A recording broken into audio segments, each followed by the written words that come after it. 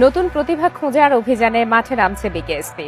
আগামী 25 অক্টোবর দেশ জুড়ে শুরু হচ্ছে গোল ও ছক্কার ফুলঝুরি শীর্ষক প্রতিভা অন্বেষণ কার্যক্রম, যেখানে অনূর্ধ্ব 16 বছর বয়সী ফুটবল ও ক্রিকেট খেলোয়াড়দের খুঁজে বের করা হবে জাতীয় পর্যায়ের জন্য।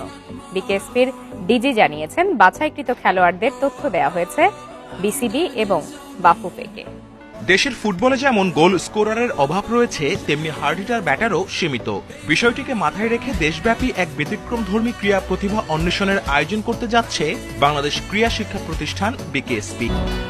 গোল ও ছক্কার ফুলঝুরি শীর্ষক এই আয়োজনে অনূর্ধ্ব 16 বছর বয়সী প্রতিভাবান কিশোর খেলোয়াড়দের খুঁজে বের করে জাতীয় পর্যায়ের জন্য প্রস্তুত করা হবে। আগামী 25 অক্টোবর এই কার্যক্রম অনুষ্ঠিত হবে ঢাকা বিকেএসপি সহ আঞ্চলিক প্রশিক্ষণ কেন্দ্র দিনাজপুর, রাজশাহী, খুলনা, বরিশাল, সিলেট, চট্টগ্রাম এবং ময়মনসিংহের জেলা স্টেডিয়ামে। প্রতিটি ভেন্যুতে সকাল 9টা থেকে বিকাল 4টা পর্যন্ত চলবে বাছাই প্রক্রিয়া।